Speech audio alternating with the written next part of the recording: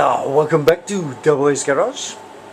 Hey there folks. Right, tonight these here side panel-y things, which are covered in scrim the other night, now they're dry now. Well, kind of dry, I think.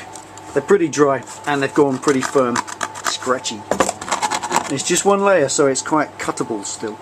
And the task this evening is to trim these holes out. I couldn't do them when it was just cloth because it was still only held on by the spray glue. That doesn't hold it very much, and it would definitely, oh, it's better, dehumidifier, oh, noisy thing, that would have definitely caused a problem because they would have just peeled up and frayed up and gone horrible. So now they're kind of set quite firm, I'm gonna be able to cut them out. And what I'm gonna do is, rather than use a razor blade, because razor blades are rubbish, I'm gonna use my friend Stanley. Not to be confused with my friend Pete, but my friend Stanley, it's a pretty simple process. You just kind of use the Stanley knife properly. It's kind of two hands, and you just trim, chop all this out. This stuff is quite sort of hard now. It's like a sort of wood effect, and you can trim that out. So let's get cracking with that and cut a few of them out and see what happens. Right, obviously being careful with Stanley, not so easy to cut your fingers, and just carve these round. And maybe I'm going to recoat the whole thing in paint, so any frayed edges will get taken care of by that. There's one, and obviously this this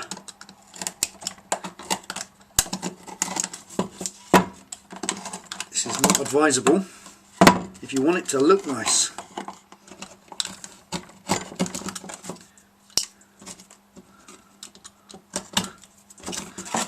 There we are.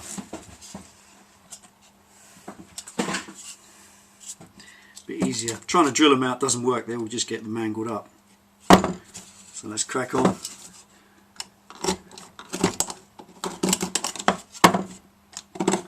There, there's both of them done. So they're kind of coming on. Let's get the one from the right so it looks like a bit. Yeah. Got this bit of tape on there to keep the screw. There's a little captive screw in there, so rather than lose it. Yeah, there they are. That's a bit better. I kind of like that. Yeehaw. It's going to look good.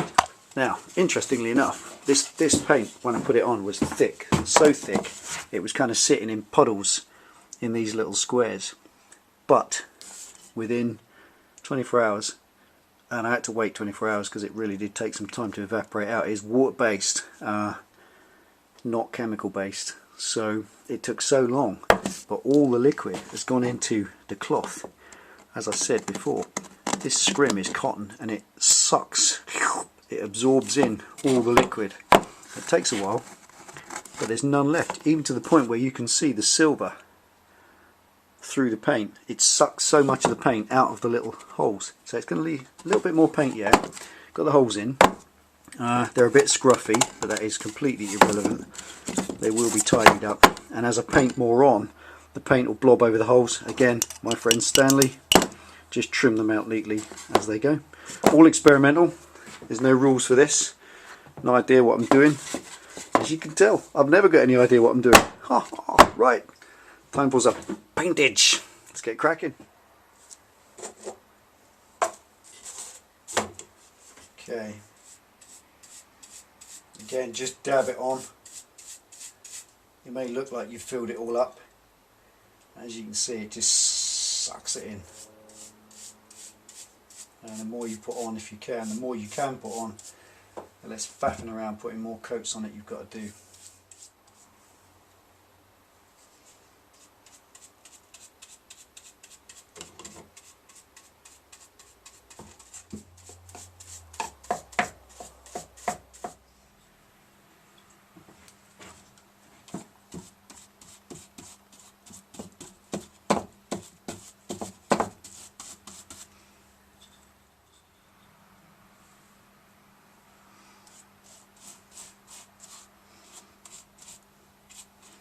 get a good coverage all over, and that'll be fine.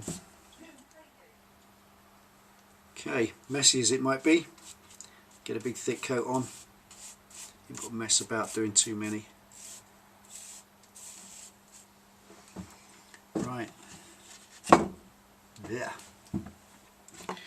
Okay. Clean up this screen.